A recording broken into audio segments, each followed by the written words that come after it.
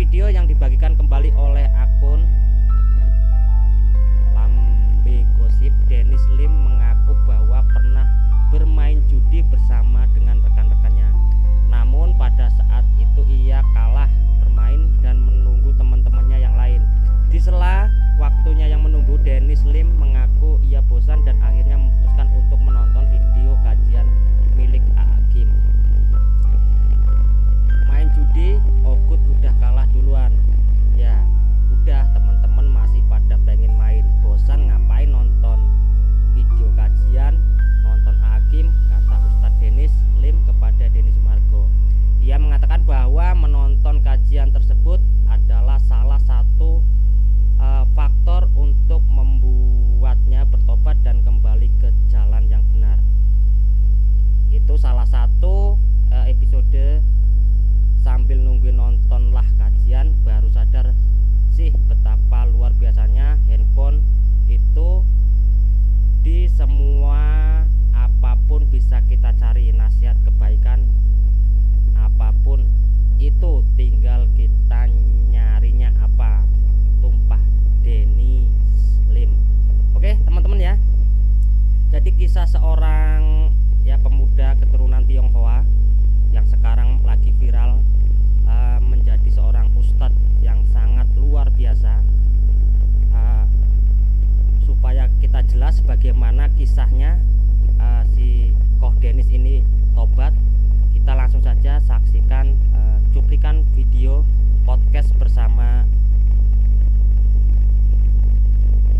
Denny Sumargo. Oke, kita simak bersama-sama. Waktu lu di sana kerja di Thailand itu lu jadi apa? Awalnya jadi IT. Jadi IT di kasino, ngurusin sistem, ngurusin jaringan. Oh, lu punya ilmunya? Karena kuliahnya IT yang di Thailand itu. Sistemnya itu yang diurusin IT tuh yang buat apa tuh? Yang online judinya atau yang gimana? Iya kan, itu judinya online semua. Kita yang Ogut pegang ya online, bukan yang fisik, bukan yang kasino fisik. Yang sampai sekarang masih ada bertebaran itu orang lihat pada main slot, itu salah satu produk Ogut juga, ada slot juga. Tapi baru boomingnya sekarang.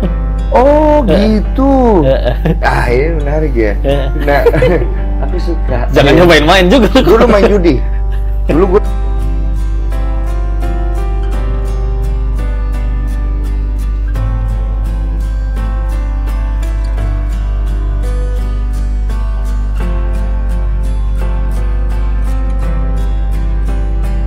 suka main judi. Habis banyak habis. Cuma gue table yang fisik ya. Gue suka main. Seruan itu sih. Seruan itu. Nah sekarang pertanyaan, lu main judi nggak? Di sana main. Oh lu main juga. Tapi hiburan sih. Jadi paling gua ngebet paling gede ya Laktiao doang, 6 juta doang. Asik, bahasanya Laktiao asik. Iya. Maksudnya gua bukan yang di sana pilihannya 3 sih, kalau nggak habis karena seksi dancer diporotin, kalau nggak habis karena obat, kalau nggak habis karena judi. Iya 3 itu ya. Iya. Nah, dulu diajarin sama salah satu yang ngajarin, lu jangan makan sama berak di piring yang sama katanya. Ya. Jadi kalau misalkan gua dapat makan dari judi, lu jangan berak di situ juga. Jadi gua mau main mah ikut teman doang. Oh, jadi lu cuman have fun doang, iya. Bukan buat untuk bukan yang gila-gilaan baru pertama kali gajian Cicatya 20 juta sebulan langsung habis di hari itu juga. Teman-teman ada yang kayak gitu. Ada yang kayak gitu. Dan kan menang judi itu cuma 2 sebenarnya. Satu tuh dikasih sama bandar. Jadi nggak ada tuh gue udah hitung, gue udah jago nih abis ini. Nggak ada, lu lagi dikasih sebenarnya.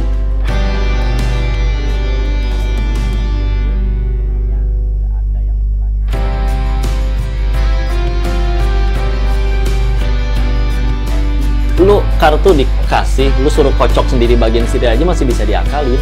Apalagi sekarang tuh di handphone digital gitu. Oh, jadi menang judi ini cuma 2 nih.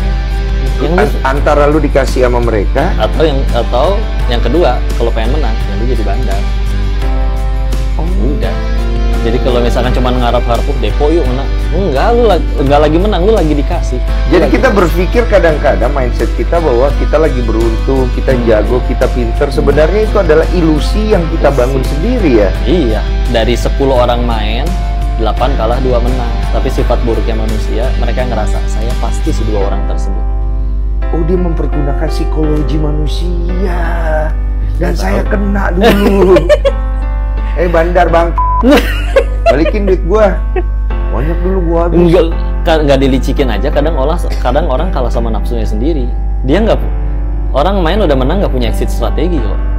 Maksudnya gimana? Nggak punya Ya orang main gitu, nggak punya target kapan mesti berhenti gitu.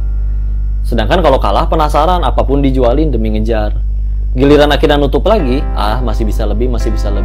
Dari awal di dunia investasi aja selalu ada yang namanya exit strategi gitu kan. Kapan kita mesti keluar? Kapan ini kita harus abandon the ship, tinggalin itu semua. Orang main judi kan udah pakai nafsu. Sampai akhirnya nemuin Islam tuh akhirnya karena cara Islam mengubah manusianya itu yang beda. Gimana? Saya dengar. Izin ya? Iya. Cara pandang terhadap masalahnya beda. Dalam artian ketika kita bicara terkait setiap agama ngajarin kebaikan, oke, itu betul. Tapi berbuat baiknya untuk apa dulu? Ada yang berbuat baiknya supaya orang lain nanti gak ganggu kita. Ada yang berbuat baik supaya nanti orang nolongin kita. Kalau di Islam, makin lu nurut sama yang katanya pencipta dunia, lu bakal makin dikeprek masalah. Bakal tambah banyak masalah. Bahkan Al-Quran sendiri ngomong kayak gitu. Ya. Contoh ya, Quran surat 29 Al-Ankabut ayat kedua, ahasiban nasu ayusrofu ayakulu amanna wa hum la yuftanun. Kalau bahasa kitanya, jangan lu ngaku udah beriman terus gak akan diuji gitu. Malah digituin. Dan jadi waktu lu berhenti itu, setelah banyak pemikiran itu, lu dapat banyak masalah. Lu banyak masalah. Dan nggak sedikit ya ayat tentang itu. Tapi akhirnya memang berkesimpulan bahwa di ayat yang lain kan bahkan sampai ditanya, jangan kalian ngaku bisa ke surga sebelum kalian diuji sebagaimana orang-orang terdahulu. Orang-orang terdahulu itu orang-orang yang justru lebih taat daripada kita, para nabi, para orang yang berbuat baik. Sehingga mereka juga nanya, kapan ini masalah selesai? Kapan pertolongan Allah? Tapi di akhirnya ditutup dengan wabasyiris sabirin, berikan kabar gembira kepada orang yang sabar. Dan dilanjutkan, siapa yang dapat kabar gembira tersebut? Orang yang mengucap setiap kali ada masalah, inna lillahi wa inna ilaihi raji'un. Intinya adalah kami milik Allah dan segalanya akan kembali kepada-Nya. Dalam artian gini, berarti penderitaan manusia itu diawali ketika merasa memiliki. Saya suka satu poin. Ini bagus nih. Berarti jalannya jalan yang benar gitu belajarnya. Gue suka. Iya, karena kalau hartaku, jabatanku, karirku udah kupupuk bertahun-tahun segala macam. Buktinya ada orang yang udah dapat itu semua bahagia nggak gitu? Enggak. Justru itulah cara Islam ngebahagiain orang. Karena pencipta lu tahu bahwa makin lu ngejar itu lu makin nggak bisa bahagia. Makanya ketika akhirnya kita nurut sama pencipta dunia itu, lu makin digeprek sama masalah dalam artian lu berusaha dicabut dari semua kemelekatan itu. Karena kalau misalkan sesuatu yang bermanfaat, tapi kalau melekat pasti jadi masalah. Mikrofon misalkan, kalau nggak pakai itu satu masjid nggak akan kedengeran. Tapi kalau itu nempel sama tangannya, lu cebok susah, lu makan susah. Padahal benda itu bermanfaat. Apalagi ini nemploknya di hati. Jadi justru cara untuk bahagia yang Islam ajarin adalah Islam dari kata aslama, muslim, lepas, berserah di hati itu udah nggak ada apa-apa, tinggal pencipta doang. Jadi akhirnya makin lepas dari itu semua, ya akhirnya lihat para orang-orang soleh terdahulu yang kayak hidupnya kok solehnya sesoleh itu, dosa terampuni, atau bahkan tidak ada, tapi masalahnya lebih berat daripada kita. Udah gitu tetap baik sama orang-orang. Kok bisa manusia tuh sampai di tingkatan kayak gitu? Dan mereka bahagia. Sedangkan bos-bos kami dulu nggak ada yang bahagia. Nah ini uniknya ya. Lu bisa tahu itu semua, itu dari mana? Kan ceritanya terakhir itu, lu dengan pemikiran lu dan pengalaman lu, akhirnya lu pergi ke pesantren kah? Atau kemana gitu? Waktu itu masih di Thailand, mulai nyari tahu kan. Salah satunya ya tadi, lihat video. Main judi, gue tuh udah kalah duluan. Ya udah teman-teman masih pada pengen main. Bosen ngapain nonton video kajian? Nonton Agim. Oh, gara-gara itu. Ya, itu salah satu episode aja sih. Oh, jadi ini lagi pada main dengan segala macam permasalahan tadi yang lu cerita. Ada yang masih depan layar, ada yang masih main. Nontonlah kajian lah sambil nungguin. Gitu. Ya betapa luar biasanya. Baru sadar sih betapa luar biasanya handphone itu. Semua apapun bisa kita cari, nasihat kebaikan apapun itu, tinggal kita mau nyarinya apa kan. Iya, ya, itu salah satu yang dapat. Oh, lu nonton itu kajian apa waktu itu lu tonton? Iya, apa dia lagi cerita tentang apa saat itu? Waktu itu akhirnya kan pokoknya udah mulai sadar ya bahwa itu adalah pokoknya harus berhenti lah, nggak pengen selamanya lah. Pilihannya antara lu berhenti sendiri atau Allah paksa berhenti, ya. ada yang karena bangkrut, karena apapun. Iya. Pilih sekarang atau nunggu dipaksa gitu kan, Iya. pilihannya. Udah mulai mikir kayak gitu tuh. Tapi tetap nggak punya nyali untuk berhenti. Mau kerja apa gue di Indo? Mau kerja apa yang ditulis di CV? Tanpa bandar judi, ditangkap polisi gue yang ada, misalkan gitu kan. Jadi nggak berani, sampai akhirnya beliau ngasih nasihat, Yang lu nonton ini? jangan kalah sama janin gitu. Janin di dalam perut ibu. Kenapa ini? Karena janin itu kan udah perlu nutrisi ya, kalau nggak dia nggak tambah gede. Berarti dia udah perlu rezeki maksudnya dalam bentuk nutrisi.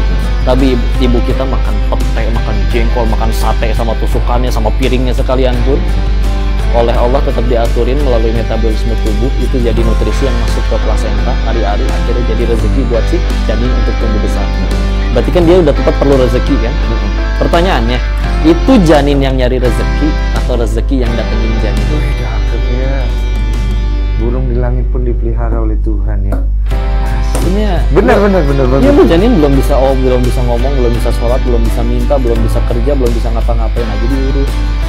Hai kamu manusia sekarang udah bisa kerja, bisa sholat, bisa minta, bisa sujud sama Tuhan segala macam, tapi masih segitu ragunya sama Allah. Akal lu di mana sih? Jadi Lu mikir tuh. fix beli tiket waktu itu. Hah? Beli tiket gue balik.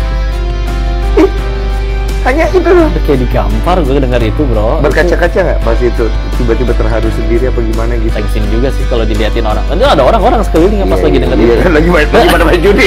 Lo yang judi lu baca kajian. Lu kan mau sekalian pakai mikrofon gitu kan. Assalamualaikum warahmatullahi wabarakatuh. Yang lagi main judi. Terus akhirnya lu beli tiket gitu. Beli tiket. Balik kau. Balik akhirnya mutusin. Udah. Lu tinggalin semuanya. Ninggalin, mundurin diri. Terus pas lu keluar gitu nggak ditahan atau dipengaruhi atau apa? Bukan, ya cuman kayak, ya janganlah apa. Alhamdulillah, ya nggak alhamdulillah juga sih. Maksudnya hubungannya baik sama mereka. Bukan yang keluar yang harus potong jari, bukan di dunia yang kayak gitu, nggak nyampe segitu. Alhamdulillah juga. Hubungannya, ya gue juga bingung juga sih. Iya mau dialhamdulillahin apa kagak ya? Karena kan komunitasnya kagak bagus ya. Iya. Tapi lu nggak dapat ancaman atau apa segala macam dari mereka pada saat Cuman diperingatin. apa Jangan-